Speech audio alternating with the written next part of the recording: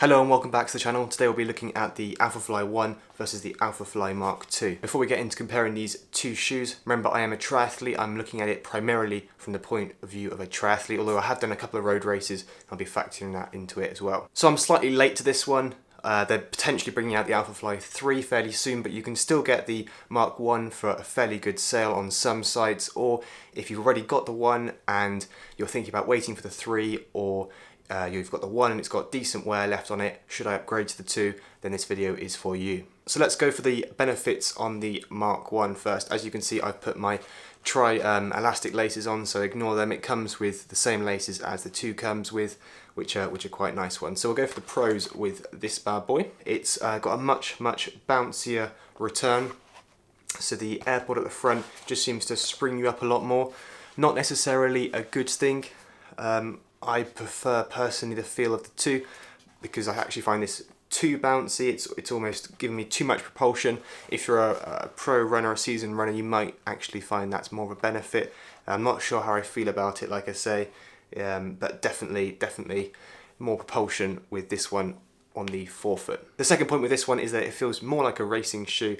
You put this on and it's hard to explain. This is more about the feel than the actual specs. It just feels like a racer, whereas the 2 feels more stable, and I would definitely prefer to have the 2 for a marathon, which is exactly what they're designed for, of course. But for sort of a half marathon, 10k, this guy is really good. So other than those 2 points, the Alphafly 2 basically feels better in every way. It's a reasonable upgrade, I would say, and it's a better shoe if it meets your certain criteria. The first pro with this one is the wear rate. So I've put in some very decent miles with this guy. I think I'm up to about 150 currently, and there's pretty much no wear. Apologies for the dirt. It's really been through the paces in the UK at the moment. We've had some seriously bad weather, so I've had no choice but to test it out. If you compare that to the Alphafly Mark 1, I've actually done less miles on this. So as you can see on the Alphafly 1 there, on the edge, although these divots are deeper than the 2, they do wear quicker. So overall wear rate might be similar in terms of getting this flat, but you won't really want that flat, you won't have much grip left. This one's definitely designed for the trails, and it's got a nice soft sort of supple rubber, plenty of grip there, but it wears quicker, quite a bit quicker. Yeah, so in comparison with the 2, you've got a much more sort of road faring grip. It's a bit flatter, almost completely flat with just those holes. Reminds me a bit of those Adidas shoes with the Continental stuff. Very similar to those. So yeah, this one is clearly designed for the road, and the other one, although you can use it on road, I would say Kipchoge has designed it for the trails. That's where he runs most of his stuff on, so it sort of makes sense. At the rear as well, as you can see, so I'm a 4-foot runner, sort of flat 4-foot runner, and the rear has not really taken much abuse at all. I tend to land on the outside, then roll in, and yeah, that heel has taken basically no wear, and the out part here and the outer part here has not really taken much wear either. So another pro for this one, if it's what you're after, like I say, it's a more road orientated shoe in my opinion, just because of that grip. Obviously I've touched on that already, but hopefully you can see that. Another bonus with the 2, as you can see, there's a very thin layer of foam underneath the AirPods there, whereas the Alphafly 1 just has just the grip stuff. Whereas the Alphafly 1 does not, as you can see, it's just transitioning straight into the AirPod without any additional foam. So I'm not sure, maybe that's why it's not quite as springy, maybe that's why it dampens it ever so slightly. Again, I have touched on this point, but it's more stable in my opinion. The Alphafly 1 is definitely not a stable shoe. Of course, they're both designed really for running in a straight line. Neither of them are good for cornering. You can just about get away with running them on a track. They're not too bad for that, but any tight corners, they're high stack shoes. They're not very stable. But the Alphafly 2 definitely feels more stable on uneven ground. If you hit sort of rocks or anything, I actually rolled my ankle with the Alphafly 1 just on a small rock, whereas the 2, I've had no problems with that. Maybe it's to do with the grip. this slightly redesigned grip sort of, and the actual layout, the cut. So yeah, side by side they actually look kind of similar, so I don't think any of them are actually wider or anything like that. It's something to do with the design. I'm not sure what they've done. Maybe it's the rear part there. Okay, my absolute favourite part of the Alphafly 2 is this soft heel cup. So this is going to be fantastic for transitions. I haven't actually raced in it yet. I've got my first race coming up. I won't be in this because it's cross country, the run course, but I'm definitely interested to try this in transition.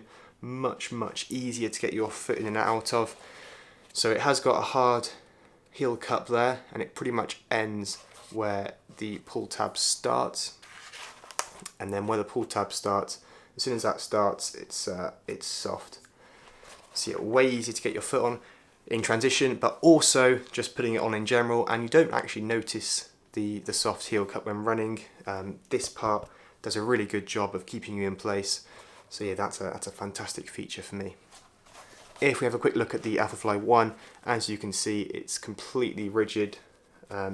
No flex there. I have struggled to put this on in transition before because of that potentially. I'm not actually doing the negatives because if it's a pro for one of them, then it's probably a negative for the other one because it's going to be slightly better on one than the other. So let's go on to the similarities then.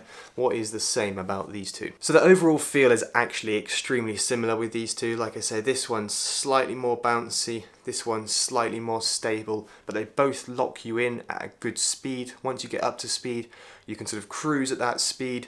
They're not very agile or anything, but they just lock you in and they feel really good with all that ZoomX foam underfoot. They both have high arches.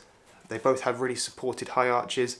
I've actually had some rubbing issues. I wore way too thin socks for a 15 miler the other day, and I got some arch chafage, which is the first time I've ever had that on a shoe with the 2. I've not had that on the 1, but I've always worn thicker socks with the 1. Something to note then, this one definitely has a slightly higher arch in my opinion than the Alphafly 1. So the next similarity is the upper. They both have that atom knit upper, super breathable, really nice, definitely get a good bit of airflow with that. And the reinforcing on the front toe box, although it's more visible on the blue, on the orange, the Alphafly 2, it's actually there as well.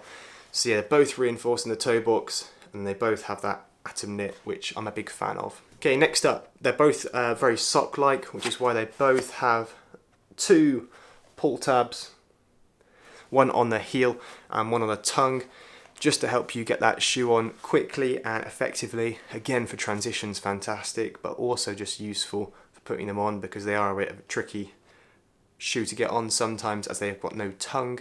It's all one piece. And then the last similarity between these two shoes is the fact that they both lock you into a pace. They do their job fantastically.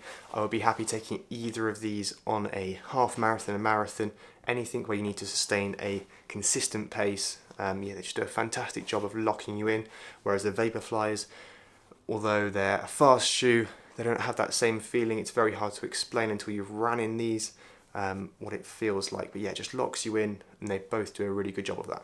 So the all-important question, should you upgrade to the Alphafly 2? Well, if you've got the money and your Alphafly 1 is looking a little bit worn down, then absolutely go for it. I have seen some negative reviews out there on the 2, but personally, I think it's a fantastic shoe.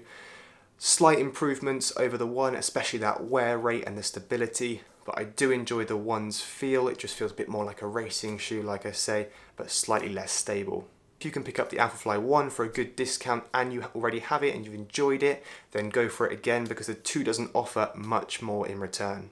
However, if your Alphafly 1 has got some decent wear left in it and you've got a few more races out of it, a bit more training say, or you haven't got any races coming up, then maybe wait for that Alphafly 3 to come out. I think it'll be coming out this year, hopefully, and we'll be able to test that out. The Vaporfly 3 has just come out, so yeah, hopefully it'll follow that trend and it'll be coming out fairly soon. We can wait around to see if they've got any extra improvements for that one. One last thing to consider is the price difference.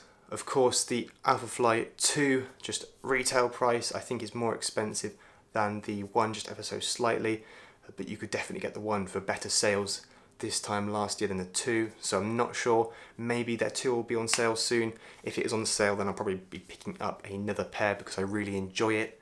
So I hope you've enjoyed this video. Apologies for the short break I've taken from the YouTube channel, But I'm back, more consistent videos. I'll be coming out fairly soon. If you're new here, then press that subscribe button, and if you have enjoyed the video, then consider pressing that like button. Leave a comment down below if you've got any questions between these two shoes, and I'll try and answer the comments as quickly as I can. And I'll see you very soon in the next video.